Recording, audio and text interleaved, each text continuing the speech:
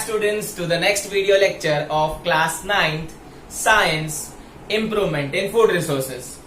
अब तक हम लोग ने लेक्चर नंबर 1 और 2 में बहुत सारी चीजें सीखी है, डिफरेंट टाइप ऑफ क्रॉप्स के बारे में सीखा है and why we need a food resources to be improved.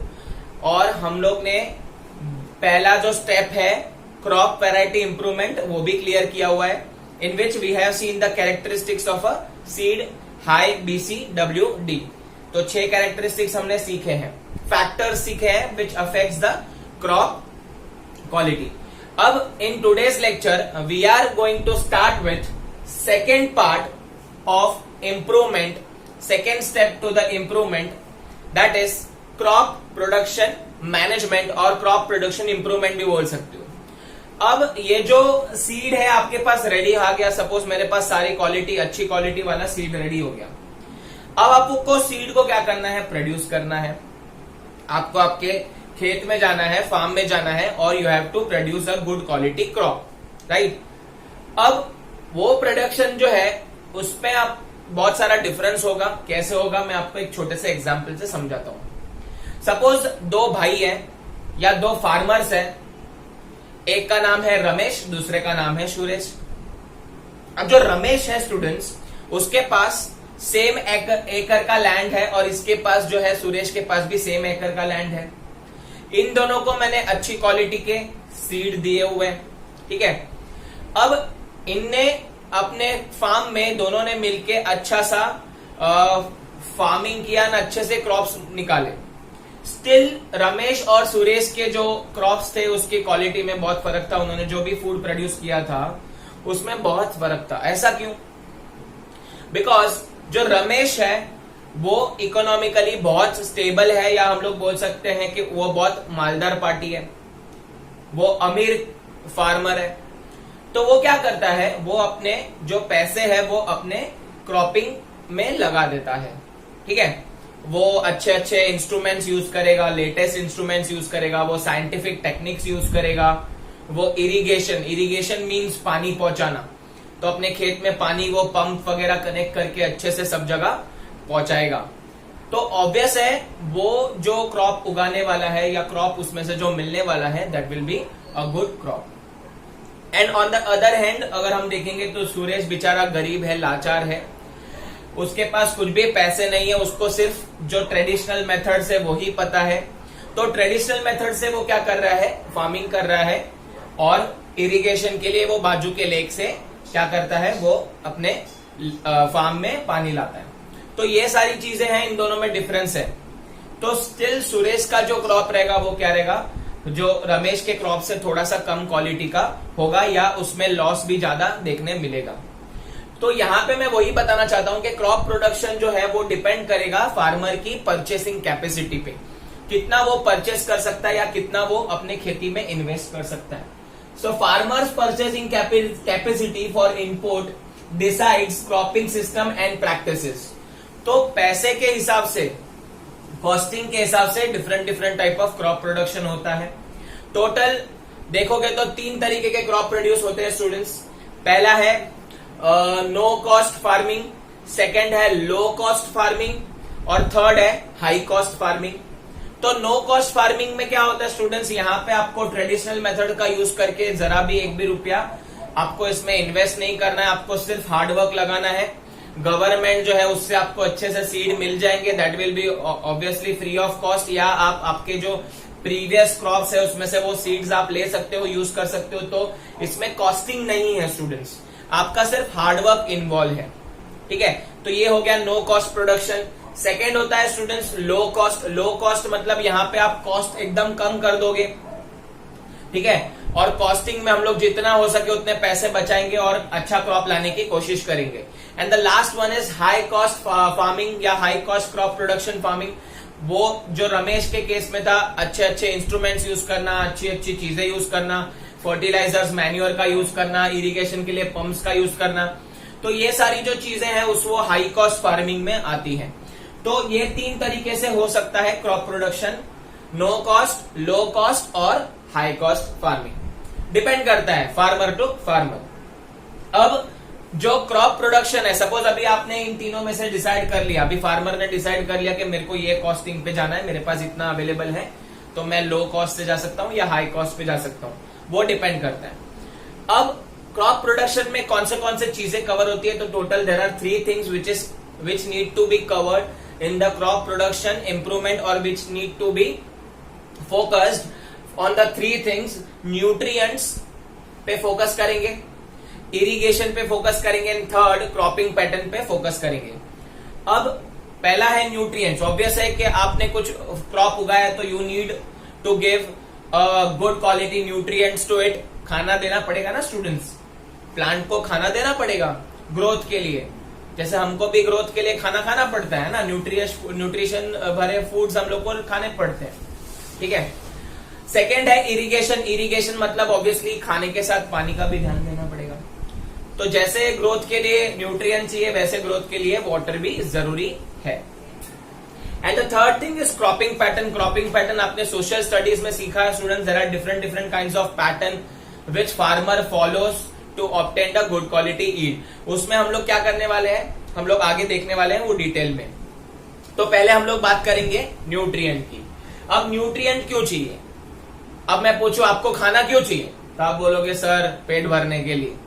नहीं, आप खाना क्यों खाते हैं, आपको न्यूट्रिशन मिले, आपकी ग्रोथ अच्छी हो, आपके हार्मोनल चेंजेस जो हो वो हार्मोन्स का सर्कुलेशन वगैरह सब हो, कंट्रोल कोऑर्डिनेशन हो, उसमें आपको एनर्जी मिलती है, राइट। पेट भरने के लिए खाना नहीं खाना है, एनर्जी के लिए खाना खाना है। तो न्यूट्रिशन रिच फूड खाओगे तो आपको बेनिफिट मिलेगा, आपका ग्रोथ अच्छा होगा। तो यहाँ पे भी प्लांट को हम लोग को न्यूट्रिशन देना पड़ता है और ये न्यूट्रिशन वो 3 जगह से लेता है। हमको तो हमारे माँ बाप देते हैं खाना, है ना, बना के, पर प्लांट को कौन देगा, तो प्लांट को 3 चीजों से न्यूट्रिएंट्स मिलता है। फर्स्ट है एयर, दूसरा है वाटर, तीसरा है सॉइल। एयर वाटर से उसको कम न्यूट्रिएंट्स मिलता है, मेजरली उसको सॉइल से न्यूट्रिएंट मिलता है, वो हम डिटेल में देखेंगे। अब स्टूडेंट्स ग्रोथ के लिए प्लांट को चाहिए टोटल 16 टाइप्स ऑफ न्यूट्रिएंट्स। कितना चाहिए, 16 टाइप्स ऑफ न्यूट्रिएंट्स चाहिए। तो लेट अस स्टार्ट कि वो कहां से उसको मिलेंगे। तो students let us start with nutrients. How plant obtain nutrients from the surrounding, air, water and soil. अब एयर में उसको मिलता है carbon dioxide and oxygen, air में से मिल जाता है। तो कार्बन जो है वो उसको नेसेसरी एसेंशियल है, ऑक्सीजन भी उसको मिल जाता है रेस्पिरेशन के लिए, कार्बन डाइऑक्साइड चाहिए उसको फोटोसिंथेसिस के लिए, और कार्बन भी चाहिए एज अ न्यूट्रिएंट।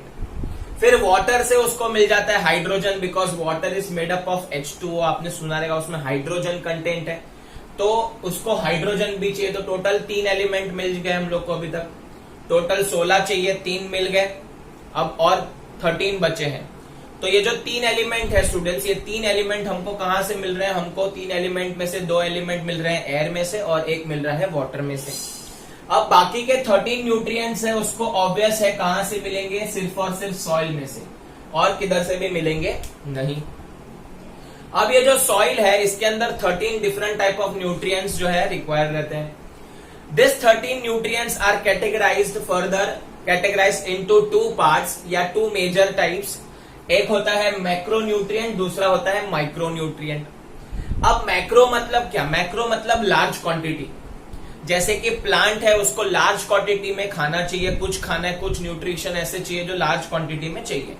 जैसे कि हम लोग जो डेली लाइफ में हमारा राइस और जो व्हीट का जो इंटेक है वो ज्यादा है ना, डेली लाइफ में हम लोग यही करते हैं, आफ्टरनून के खाने में यही होता है, चपाती और जो है चावल, ठीक है। तो ये न्यूट्रिएंट्स जो है अगर आपको लार्ज क्वांटिटी में चाहिए तो उसको हम लोग बोलते हैं मैक्रो न्यूट्रिएंट्स। तो प्लांट को भी कुछ न्यूट्रिएंट लार्ज क्वांटिटी में चाहिए और कुछ एकदम स्मॉल क्वांटिटी में चाहिए, तो उसको हम लोग बोलेंगे माइक्रो। माइक्रो मतलब छोटा, तो माइक्रो न्यूट्रिएंट मतलब कम क्वांटिटी में चाहिए और मैक्रो मतलब लार्ज क्वांटिटी में चाहिए।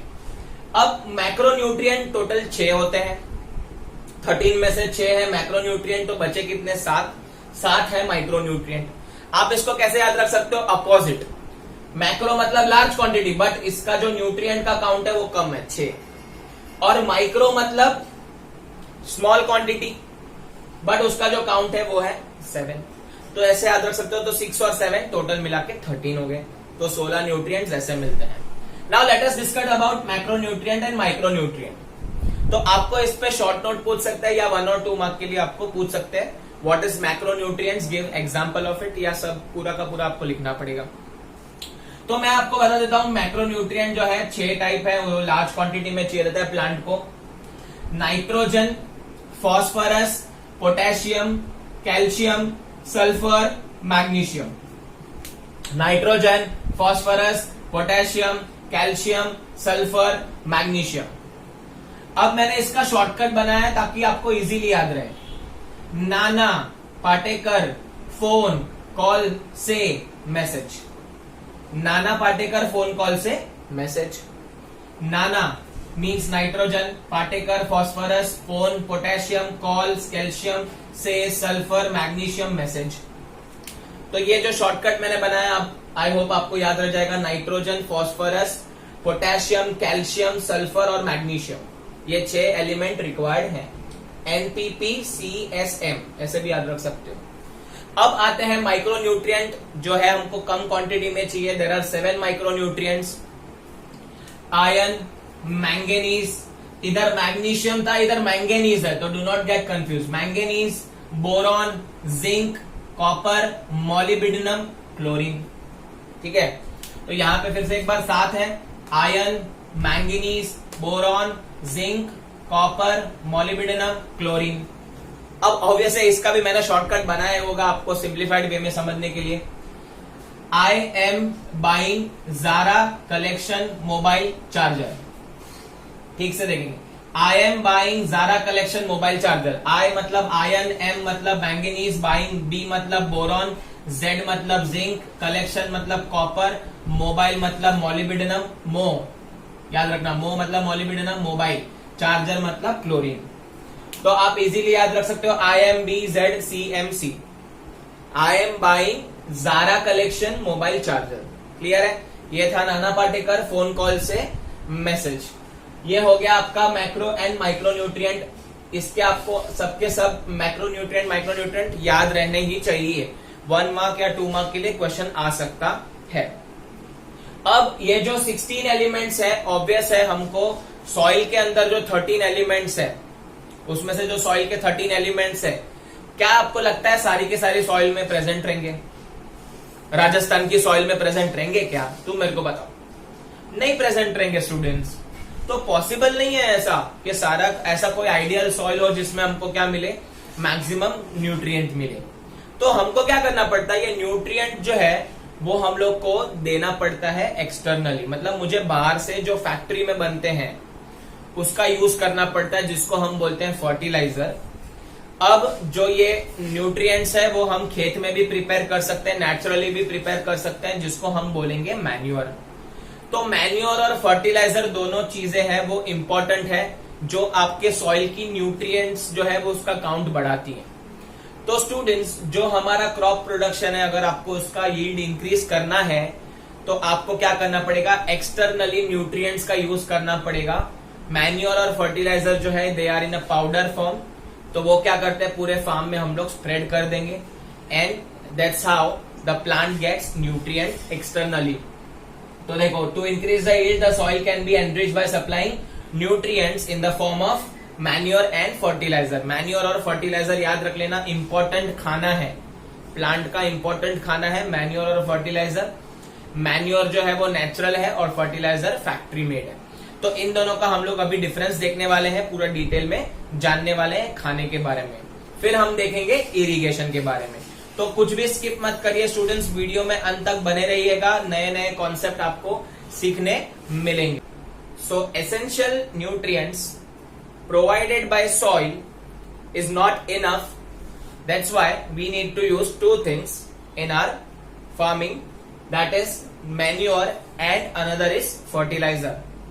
अब ये जो मैन्योर है स्टूडेंट्स वो पहले समझते हैं। तो मैन्योर क्या है? मैन्योर एक पहला तो एक बात याद रखना, मैन्योर जो है it is prepared from the waste materials of the farm itself, जैसे कि काउ डंक हो गया, गोबर, ठीक है, जैसे कि वेजिटेबल वेस्ट हो गए, या बहुत सारे एनिमल के जो वेस्टेज है वो हो गए, आपके जो फार्मिंग में से निकलते हुए वेस्ट हो गए। फॉर एग्जांपल अगर आपने कॉर्न खाया है, अगर आप भुट्टा, तो भुट्टे के जो कचरा होता है वो भी एक इम्पोर्टेंट चीज है, वो भी एक वेस्ट है, वो भी हम यूज करने वाले हैं मैन्योर में। सो मैन्योर जो है वो नेचुरल सब्सटेंस से बनता है, तो यू डोंट वरी अबाउट कि भाई ये प्रॉब्लमेटिक है या ये बहुत ज्यादा कॉस्टिंग है इसका, ऐसा नहीं होगा। So manure it have a large amount of organic matter, इसके पास large amount of organic matter होता है। Organic means natural substances, organic food आता है, ऑर्गेनिक ऑयल आता है, आपने सुना रहेगा। तो कुछ भी इसमें मिक्सिंग वगैरह नहीं होगा, कुछ भी केमिकल नहीं होगा, ऑर्गेनिक चीजों से बना हुआ रहेगा। और इसमें सिर्फ और सिर्फ यू कैन से स्मॉल अमाउंट ऑफ, एकदम कम अमाउंट ऑफ न्यूट्रिएंट्स यहाँ पे होंगे, बट ये जो अमाउंट है वो आपको सॉइल को एनहांस करने में हेल्प करेगा, जिससे आपका क्रॉप अच्छा हो जाएगा। तो ये भी काम की चीज है स्टूडेंट्स। और ऊपर से ये वेस्ट से बनी है, तो ऑब्वियसली वेस्ट है, उसमें से हम लोग को बेस्ट चीज मिल रही है। अब नेक्स्ट है second, it is prepared by decomposition of animal excreta and plant waste. Animal excreta मतलब जैसे काउ डंक हो गया, या कुछ भी आपके फार्म के अंदर एनिमल्स हैं जो आपको हेल्प करते हैं फार्मिंग में, ठीक है। तो वो एनिमल्स जो है उसकी एक्सक्रीटा रहेगी, काउ डंक हो गया, या आपके प्लांट के जो वेस्टेज है, प्लांट का जो अगर प्लांट के लीव्स वगैरह है तो वो भी आपको काम आएंगे।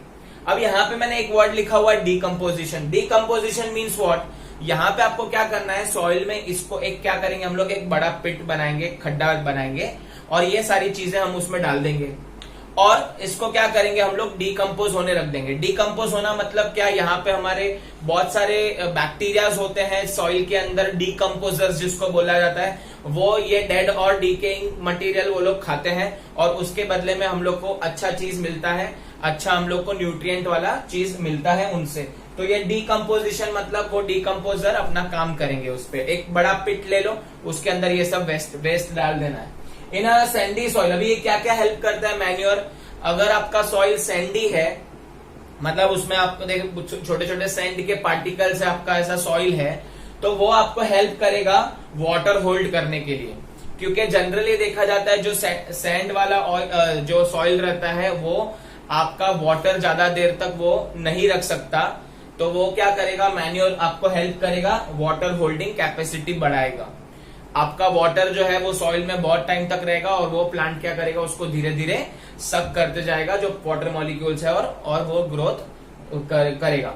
अब नेक्स्ट है फोर्थ वाला, अगर ये सैंडी सॉइल है तो क्लेई सॉइल में क्या होता है। क्लेई मतलब हम लोग का जो पानी वाला मिट्टी रहता है, एकदम क्लेई जो रहता है, जिससे हम लोग हमारे घर के जो अर्दन पॉट्स वगैरह बनाते हैं, तो क्लेई सॉइल है वो, ठीक है। वो जिससे बना है वो क्लेई सॉइल, ब्राउन कलर का रहेगा स्टूडेंट्स, आपने देखा रहेगा, रेड कलर का, जनरली रेड ब्राउन कलर का गार्डन में पाया जाता है।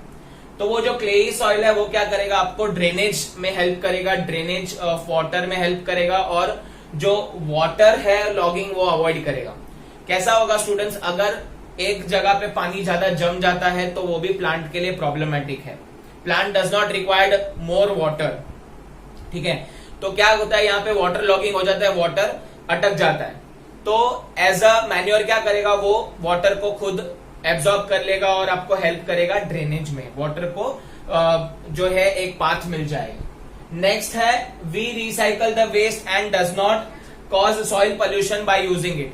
अब क्या होगा, इसके अंदर आपका जो सॉइल पोल्यूशन है बिल्कुल भी नहीं होगा, क्योंकि आपके ये जो वेस्ट मटेरियल है वो एनवायरमेंट को नहीं खराब करेंगे या आपके नेचुरल रिसोर्स की वाट नहीं लगाएंगे। तो सबसे बड़ा इंपॉर्टेंट मैन्योर में यही है कि दिस इज यू कैन से this is prepared by natural processes, it does not have any chemical process. तो ये बहुत इजी हो जाएगा आपको यूज करना, और सॉइल पोल्यूशन भी नहीं होगा, क्योंकि बहुत सारे ऐसे केमिकल्स आते हैं जो सॉइल को पोल्यूट कर देते हैं एट द सेम टाइम। तो याद रखना, यहाँ पे मैंने मैन्योर्स के बारे में 5 चीजें बताई है। पहली चीज हम लोग ने बताई है कि इसके पास ऑर्गेनिक मैटर्स बहुत सारा है, और स्मॉल क्वांटिटी में ही हमको न्यूट्रिएंट्स मिलता है, फिर भी ये एकदम इफेक्टिव है। ये बनता है वेस्ट से, वेस्ट, और इसको आप एक पिट में डाल दोगे, एनिमल एक्सक्रीटा, प्लांट वेस्ट, जो भी आपका फार्म का जो वेस्ट है वो डाल दो, और उसको डीकम्पोज होने रख देंगे। डीकम्पोजर्स बैक्टीरिया वगैरह रहेंगे, वो उसमें हेल्प करेंगे आपको। देन ये क्या करेगा, ये 2 बेनिफिट देगा। अगर सैंडी सॉइल है तो क्या करेगा, वाटर होल्डिंग कैपेसिटी बढ़ाएगा, और अगर क्लेई सॉइल है तो वाटर को रहने के लिए रास्ता देगा, क्योंकि ज्यादा वाटर भी प्लांट के लिए प्रॉब्लमेटिक है और कम वाटर भी प्लांट के लिए प्रॉब्लमेटिक है। देन नेक्स्ट हम लोग देखेंगे फिफ्थ है, ये जो है रिसाइकल प्रोडक्ट है, वेस्ट मटेरियल में से बना है, तो आपको एनवायरमेंटल पोल्यूशन की कोई प्रॉब्लम नहीं है, ऑर्गेनिक मैटर से बना हुआ है और ये सॉइल पोल्यूशन कॉज करता नहीं है। अब डिपेंडिंग अपॉन कि ये जो मैन्योर है वो कैसे बनता है, उसके 3 टाइप है स्टूडेंट्स। एक बोलते हैं कंपोस्ट, दूसरा बोलते हैं वर्मी कंपोस्ट और तीसरा है green manure. Compost, vermi compost और ग्रीन मैन्योर। तो देखते हैं वन बाय वन। अब जो मैन्योर है वो कंपोस्ट वाले में क्या है स्टूडेंट्स, लाइव स्टॉक जो है एक्सक्रीटा उनका, जो भी है आपके काव है, अगर गोट है आपके पास, अगर आपके पास शिप है, जो भी है फार्म में, उनके सबके एक्सक्रीटा ले लेंगे, वेजिटेबल वेस्ट ले लेंगे, एनिमल रिफ्यूज मतलब अगर कोई एनिमल बेचारा भगवान को प्यारा हो गया तो उसका जो भी चीज है आप क्या करते हो, जमीन में डाल देते हो, उसके बदले आप एक पिट में डाल दो। डोमेस्टिक वेस्ट है, सीवेज वेस्ट है, जो भी आपके ड्राई वेस्ट है वो आप यूज कर सकते हो और उसको डिकम्पोज पिट में डाल देंगे तो एक चीज बनेगा, उसको हम लोग बोलते हैं कंपोस्ट, और वही एज अ मैन्योर यूज होगा बाद में। तो आई होप कंपोस्ट आपको क्लियर है, कंपोस्ट मैन्योर ही है, ये सारी चीज उसके अंदर हम लोग डालते हैं और एक पिट में डिकम्पोज होने रख देते हैं। नेक्स्ट आता है वर्मी कंपोस्ट। अभी वर्मी कंपोस्ट जो है वो कंपोस्ट जैसा ही होता है, सेम है। क्या करना है, यही सारी चीजें लेनी है और एक पिट में डालना है, और उसके साथ साथ आपको पिट में क्या करना है, अर्थवर्म को ऐड करना है। अभी अर्थवर्म जो रहता है वो फ्रेंड ऑफ अ फार्मर है, आपको पता है स्टूडेंट्स। वो क्या करेगा, ये जो वर्मी कंपोस्ट है, ये जो कंपोस्ट बनता है, ऑब्वियसली डिकम्पोजिशन जो प्रोसेस है, जो चीजें हैं उसको सड़ने के लिए बहुत टाइम लगता है, डिकम्पोज होने के लिए बहुत टाइम लगता है, दे आर बायोडिग्रेडेबल, तो दे टेक टाइम। तो आपको क्या करना है, अगर आपको स्पीड बढ़ानी है तो क्या करोगे, आप अर्थवर्म को डाल दोगे। अर्थवर्म क्या करेगा, आपका जो स्पीड है उसको इंक्रीज करेगा, और अर्थवर्म की हेल्प से बनेगा जो कंपोस्ट, उसको हम लोग बोलेंगे वर्मी कंपोस्ट। ठीक है, वर्मी कल्चर करके भी आपने सुना रहेगा। ये सब जो है फार्मिंग प्रैक्टिसेस हैं डिफरेंट। तो वर्मी कंपोस्ट आपको क्लियर है, कंपोस्ट जैसा ही है। आपको क्या करना है, उसको स्पीड बढ़ाना है, तो अर्थवर्म आपका स्पीड बढ़ा के देगा, तो वर्मी कंपोस्ट बोला जाएगा। अब लास्ट है ग्रीन मैन्योर। अभी ग्रीन मैन्योर में हम लोग स्पेशल चीजें कर रहे हैं। ग्रीन का मतलब आपको समझ ही गया रहेगा स्टूडेंट्स। अभी हम लोग क्या करेंगे, ग्रीन प्लांट्स का यूज करेंगे। तो prior to sowing of crops, plant like sun hemp और गुआर। अब 2 नाम याद रख लेना, सन हेम्प और गुआर, ये 2 टाइप के प्लांट है। अब आपको क्रॉप उगाने से पहले क्या करना है, ये दोनों को आपके फील्ड में उगा देना है। फिर क्या करना है, आपको इन दोनों को मिक्स करना है और जो है सॉइल के अंदर ही सड़ने के लिए छोड़ देना है, डिकम्पोज होने के लिए छोड़ देना है। तो guar are grown and then mulched by plucking them into the soil. उसको प्लग कर देना है, अंदर हम लोग को उसको डाल देना है। ठीक है, ये दोनों उग गया, क्या करेंगे हम उन दोनों मिक्स कर देंगे और अंदर डाल देंगे, ताकि वो सॉइल का फर्टिलिटी इंक्रीज कर सके। वो अंदर क्या करेगा, वो अंदर अच्छे से डिकम्पोज होके सॉइल का फर्टिलिटी इंक्रीज कर देगा। और ये क्या करता है, this plant turns into green manure, और क्या बन जाता है, वो ग्रीन मैन्योर बन जाता है। Obviously decomposition is involved and enrich the soil with 2 things, nitrogen and phosphorus. अभी देखो स्टूडेंट्स, नाइट्रोजन और फॉस्फोरस क्या था मेरा, मैक्रोन्यूट्रिएंट। मैक्रोन्यूट्रिएंट मतलब ज्यादा क्वांटिटी में चाहिए, तो आपको मेन चीज है ज्यादा क्वांटिटी में जो चाहिए वो तो मिल रहा है, नाइट्रोजन और फॉस्फोरस। तो ग्रीन मैन्योर भी आपका एक टाइप का मैन्योर है जो बहुत काम का है। तो compost, vermicompost and green manure, तो आपको ये याद रखना पड़ेगा। तो this was all about manure. Now let us start with fertilizer. Let us talk about another type of nutrient supplier, that is fertilizer. So first manure सीखा था, manure is organically prepared compound, whereas fertilizers are chemically prepared compound. So we can say that fertilizers are commercially prepared or produced plant nutrient. अब ये जो fertilizer है, it is chemically prepared, तो obviously it has some advantages and some disadvantages. Manure में ऐसा disadvantage नहीं था, बहुत कम डिसएडवांटेजेस थे, वो हम कंपैरिजन करेंगे। पहले मैं बात कर लेता हूं फर्टिलाइजर के एडवांटेजेस की। तो फर्टिलाइजर जो है, it gives a good health to your plant, और you can say it gives a good branching to the plant, branching of leaves, or you can say the good number of flowers and fruits are coming out of it due to the fertilizer. तो fertilizer जो है वो क्या करेगा, it will help us to give a good healthy plant. Second advantages हम लोग लिख सकते हैं। सेकेंड एडवांटेज ये है कि स्टूडेंट्स, ये आपको 3 तरीके के मैक्रोन्यूट्रिएंट प्रोवाइड करता है। मैक्रोन्यूट्रिएंट जो लार्ज क्वांटिटी में चाहिए रहता है प्लांट को, उसमें एक है नाइट्रोजन, फॉस्फोरस एंड पोटेशियम। ये आपको फर्टिलाइजर देता है।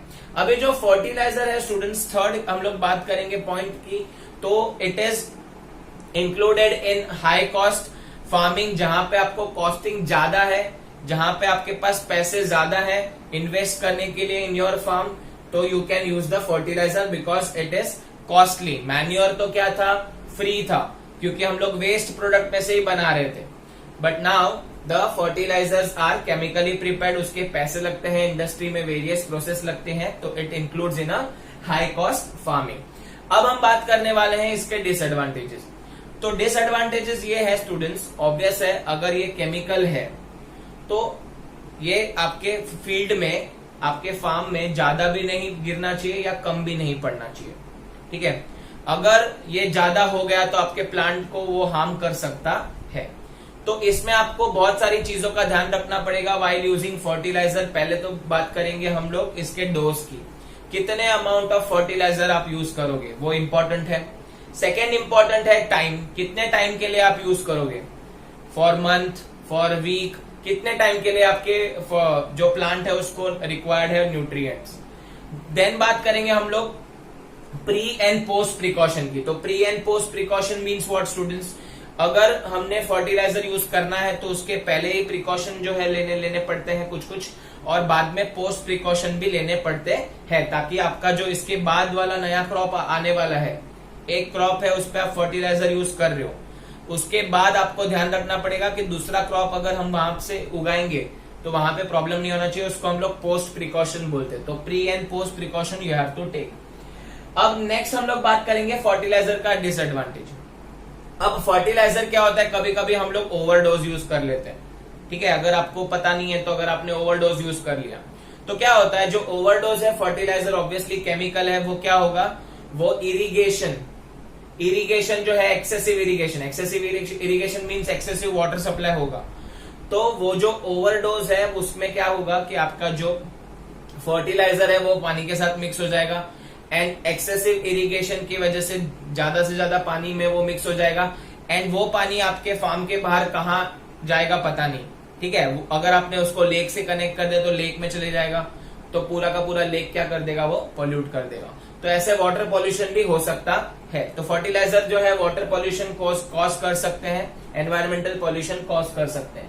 थर्ड है एक्सेसिव, अगर आपने फर्टिलाइजर या केमिकल यूज किया है तो वो आपके डिकम्पोजर जो बैक्टीरियाज रहते हैं, micro organism inside the soil, जो सॉइल की फर्टिलिटी इंक्रीज करते हैं, तो माइक्रो ऑर्गेनिज्म डेड हो सकते हैं और आपकी सॉइल की फर्टिलिटी भी लॉस हो सकती है। तो मैंने वही लिखा है थर्ड पॉइंट में कि जो माइक्रो ऑर्गेनिज्म है उसको डिस्ट्रॉय कर देगा और आपकी सॉइल की फर्टिलिटी वीक हो जाएगी। तो ऐसे सिचुएशन में हम करें क्या, राइट। आपको मैन्योर इतने अच्छे न्यूट्रिएंट्स नहीं दे रहा है बट वो हार्मफुल भी नहीं है, और फर्टिलाइजर अच्छे न्यूट्रिएंट दे रहा है पर वो हार्मफुल है। तो करना क्या है स्टूडेंट्स, हमको कैसे हम लोग अच्छा क्रॉप प्रोडक्शन कर सकते हैं। तो आपको क्या करना है स्टूडेंट्स, आपको दोनों को मिक्स करना है। आपको मैन्योर और फर्टिलाइजर एक्चुअल में मिक्स मत करो स्टूडेंट्स, आपको कभी कभी मैन्योर का यूज करना पड़ेगा, कभी कभी फर्टिलाइजर का यूज करना पड़ेगा। ऑब्वियस है मैन्योर का हम ज्यादा यूज करेंगे because it is less costly and environmental friendly है, और फर्टिलाइजर हम लोग शॉर्ट टर्म में यूज करेंगे। तो लेट अस सी कि हम लोग कैसे कर लेते हैं ये चेंजेस। उसके पहले हम लोग डिस्कस कर लेते हैं मैन्योर एंड फर्टिलाइजर का डिफरेंशिएशन के बारे में। तो मैन्योर और फर्टिलाइजर में आप डेफिनेशन लिख सकते हो। मैन्योर में आप पहले बता दो कि कैसे ऑर्गेनिक कंपाउंड से प्रिपेयर होता है, फर्टिलाइजर में आप पहले बता दोगे कि कमर्शियल प्रोडक्ट है, केमिकल से बनता है। फर्स्ट सेकंड आप बोलोगे इसमें पॉइंट, जो मैन्योर है वो आपके फील्ड में ही बनेगा, फार्म में ही बनेगा, कुछ उसके लिए आपको नई प्लेस हायर करने की जरूरत नहीं है। Whereas fertilizer prepared in a industry, जो है इंडस्ट्री या कंपनी या फैक्ट्री में हम लोग बोल सकते हैं बनता है। तो ये सेकंड पॉइंट हो गया। थर्ड पॉइंट आप लिख सकते हो मैन्योर जो है वो वेस्ट में से प्रिपेयर होता है, वेदर जो फर्टिलाइजर है वो जो है बहुत सारे केमिकल को मिक्स करके प्रिपेयर होगा। फोर्थ पॉइंट हम लोग लिख सकते हैं मैन्योर है वो इको फ्रेंडली है, एनवायरमेंटल फ्रेंडली है, which does not causes pollution. और फर्टिलाइजर में आप लिख सकते हो इट कॉजेस पोल्यूशन, ठीक है। तो ये 4-5 पॉइंट आपके हिसाब से बना के आप इसका डिफरेंशिएट लिख सकते हो स्टूडेंट्स। ये बहुत इंपॉर्टेंट डिफरेंशिएशन पॉइंट्स हैं मैंने जो बताया है, और ये बहुत इंपॉर्टेंट डिफरेंशिएशन भी है, एग्जाम में ये पूछते हैं स्टूडेंट्स। सो आप आई होप आपको लिखने आए। व्हाट टू डू नाउ, क्या करना है आपको, short term use of fertilizer and long term use of manure. अगर आपने कोई क्रॉप उगाया है तो उसमें आप शॉर्ट टर्म फर्टिलाइजर यूज करो और लॉन्ग टर्म के लिए मैन्योर को ज्यादा यूज करो, तो इजी पड़ेगा, राइट। आपके जो सॉइल फर्टिलिटी है वो भी बनी रहेगी और उसमें एक्सेसिव डोज नहीं होगा तो वाटर पॉल्यूशन भी नहीं होगा। तो ये होगा, इसको हम लोग एम करेंगे और इससे आपको क्या मिलेगा, ऑप्टिमम ईल्ड मिलेगी, मैक्सिमम ईल्ड आप ले पाओगे, जैसे हम लोग ने डिस्कस किया। फिर हम लोग एक बात कर रहे हैं ऑर्गेनिक फार्मिंग की। आप एक ऑप्शन ये भी ले सकते हो, in which you have to do organic farming. अब ऑर्गेनिक का मतलब क्या है, नेचुरल। तो नेचुरली आपको फार्मिंग करनी है, कैसे करनी है, देखो, in this type of farming system no use और मिनिमल यूज ऑफ केमिकल और फर्टिलाइजर। ये फार्मिंग ऐसी है कि हम लोग बाकी के न्यूट्रिएंट्स ला सकते हैं विदाउट यूजिंग फर्टिलाइजर और मिनिमम यूज ऑफ फर्टिलाइजर। बाकी के मैक्रो और माइक्रो न्यूट्रिएंट्स को हम ला सकते हैं सॉइल के अंदर, ठीक है। बट उसमें हम लोग क्या करेंगे, ऑर्गेनिक फार्मिंग, जिसमें हम लोग मिनिमम यूज करेंगे या तो फर्टिलाइजर का यूज ही नहीं करेंगे। तो उसमें जो है वो हम लोग फर्टिलाइजर के बदले हम लोग हर्बिसाइड्स, पेस्टिसाइड्स ये सब यूज कर सकते हैं, राइट। अब हर्बिसाइड्स जो है वो क्या करता है, वो आपके जो अनवांटेड फंगस वगैरह है उसको वो रिमूव कर देता है। और पेस्टिसाइड जो है, पेस्ट कंट्रोल जो हम लोग नॉर्मली घर में करवाते हैं, पेस्ट है आपके कॉकरोचेस, रैट्स वगैरह जो भी है, वो क्या करेंगे, यहाँ पे पेस्टिसाइड्स हम लोग डालेंगे तो प्रॉब्लम नहीं करेंगे। अनवांटेड प्लांट है, फंगस है, वो सब भी निकल जाएगा, पेस्ट कंट्रोल हो जाएगा, पेस्टिसाइड बोलते हैं इसको। अब इसके साथ साथ हम लोग क्या कर सकते हैं, बायो एजेंट का यूज कर सकते हैं। बायो एजेंट, बायो मीन्स जो हमारे नेचुरल लिविंग एजेंट्स का यूज कर सकते हैं। उसमें आपको क्या करना है, कल्चर ऑफ ब्लू ग्रीन अलगे। अब आप बोलोगे सर ये क्या है कल्चर। अब कल्चर ऑफ ब्लू ग्रीन अलगे मीन्स व्हाट, आपको ब्लू ग्रीन अलगे को प्रिपेयर करना पड़ेगा। तो ब्लू ग्रीन अलगे को हम लोग प्रिपेयर करेंगे, उसकी फैमिली बनाएंगे, उसको हम बोलते हैं कल्चर, उसकी फैमिली बनाएंगे। फिर क्या करेंगे हम लोग, वो जो ब्लू ग्रीन अलगे प्रिपेयर किया है, ब्लू ग्रीन अलगे is a micro organism, it is a unicellular micro organism which is used, which can be used as a plant fertilizer। अब इसके अंदर हम लोग क्या करने वाले हैं, ब्लू ग्रीन अलगे का कल्चर यूज करने वाले हैं। हम लोग क्या करेंगे, इसको कल्चर प्रिपेयर करेंगे, फैमिली प्रिपेयर करके हम सॉइल में डाल देंगे। तो क्या होगा, ये जो सॉइल की फर्टिलिटी है वो इंक्रीज करेंगे। ये लोग सॉइल में से जो भी उनके काम का है वो ले लेंगे and at the output will get the nutrients which are useful for the plant. आपने सुना रहेगा राइजोबियम बैक्टीरिया के बारे में, वैसा ही कुछ, जो नाइट्रोजन फिक्सेशन में मदद करते हैं, जो नाइट्रोजन एलिमेंट हमको देते हैं, वो राइजोबियम बैक्टीरिया, याद रखना। वैसे ही ब्लू ग्रीन अलगी भी हमको हेल्प करेगा, उसकी फैमिली को वो बढ़ाएगा और सॉइल फर्टिलिटी इंक्रीज हो जाएगी। हम लोग दूसरी चीज कर सकते हैं, अगर आपको फर्टिलाइजर्स नहीं यूज करना है तो उसके बदले आप नीम पाउडर का यूज कर सकते हो, टर्मरिक का यूज कर सकते हो। उसको मिक्स करके हम लोग पेस्टिसाइड बना सकते हैं, जिसको बायो पेस्टिसाइड बोलते हैं। ये बहुत यूजफुल होता है स्टूडेंट्स। कब यूजफुल होगा, जब भी आपका ग्रेन जो है क्रॉप बनने के बाद आप उसको स्टोर करोगे ना, तो स्टोर करने के बाद उसमें कुछ भी फंगस वगैरह लग सकता है, पेस्ट वगैरह आपका अटैक हो सकता है, तभी आपको ये नीम और टर्मरिक का सोल्यूशन काम आ जाता है पाउडर फॉर्म में। याद रखना, 1 मार्क के लिए क्वेश्चन पूछ सकते हैं कि बायो पेस्टिसाइड्स के इंग्रेडिएंट कौन से, तो आप बोलो नीम लीव्स एंड टर्मरिक का हम लोग मिक्सचर कर सकते हैं। तो आई होप आपको ये फर्टिलाइजर और मैन्योर के बारे में पूरा समझा है, उसका डिफरेंशिएशन भी समझा है, एडवांटेजेस डिसएडवांटेजेस भी कवर है और ऑर्गेनिक फार्मिंग के बारे में भी क्लियर है। तो अगर आपको ये वीडियो पसंद आया है स्टूडेंट्स, तो इसे लाइक करें, इसे आपके फ्रेंड्स के साथ शेयर करें। अगर आप चैनल पे न्यू है तो इसे सब्सक्राइब करें एंड मेरी वीडियोस जो है वो आती रहेगी, आप देखना ना भूलें। Thanks for watching.